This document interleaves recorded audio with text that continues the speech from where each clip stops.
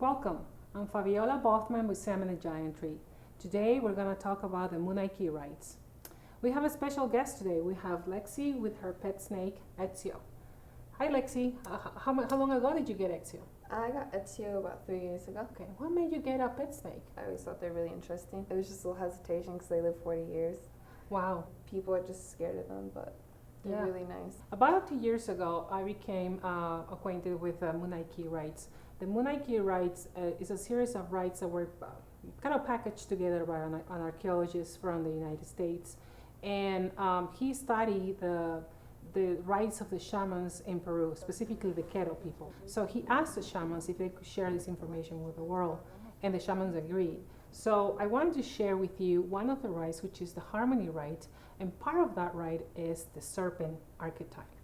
So the serpent archetype teaches us many things. Among them, it teaches us to reconnect with the feminine part of ourselves.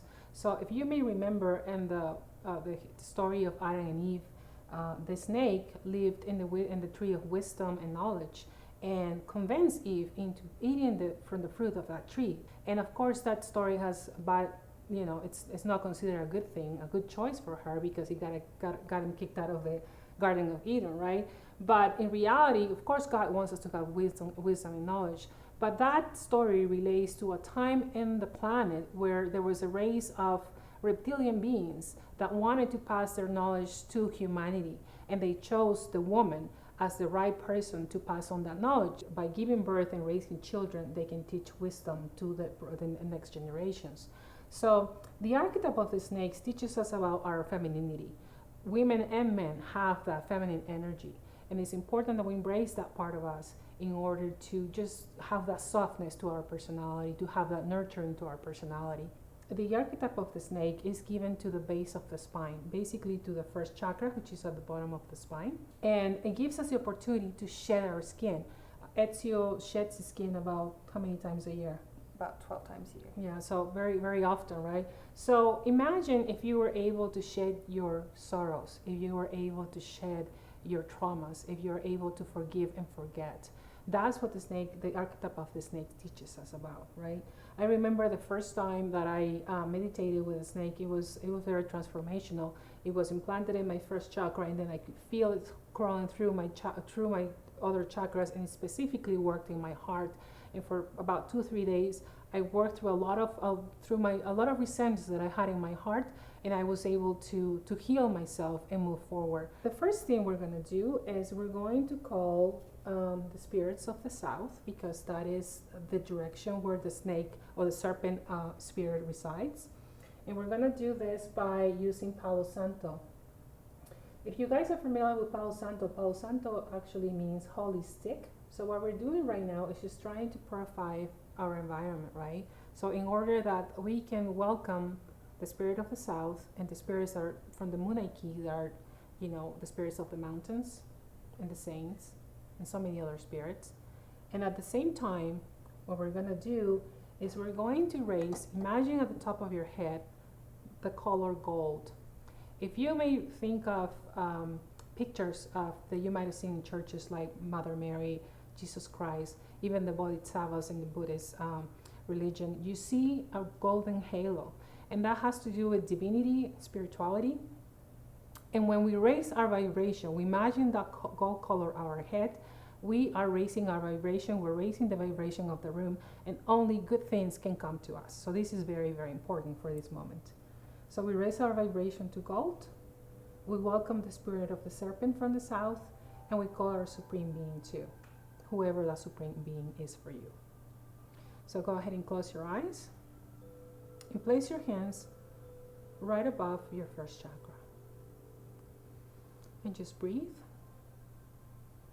and ground yourself to the planet by connecting that first chakra into the planet, into the center of the earth, by a connection that can be in the form of light or in the form of a ladder. And just allow that connection to release any energy that you're ready to let go of, ready to shed your old skin, right? Just keep breathing and releasing, And take your attention to the center of your head, because the center of the head is where the soul resides. And just anything that is in your center of your head, just say goodbye to. So if you see people, thoughts, distractions, just allow all these people to just walk out. Tell them this moment is just for me. And just watch how they walk out. And just from the center of your head, take your attention to the base of your spine. And call in the spirit of the serpent, that energy of the serpent, into the first chakra.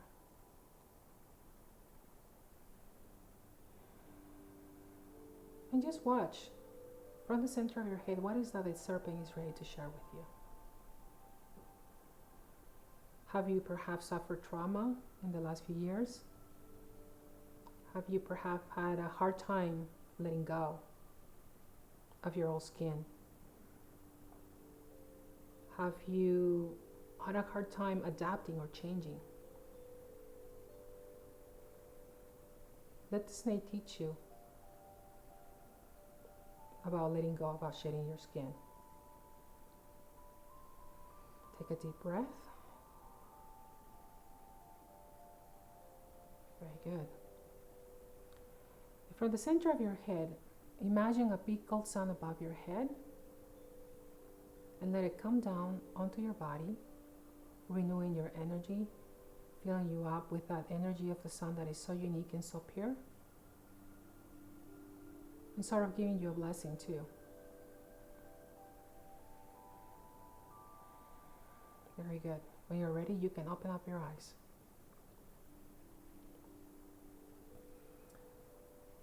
So what I would recommend for you is during this week, just take time to sit down in your meditation space and just welcome the spirit of the snake, the spirit of the serpent, once again into your first chakra. And just breathe and release anything that is ready to let go.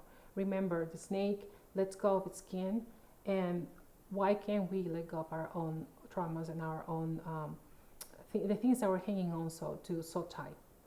So thank you for being with me, and we'll see you next time. All right.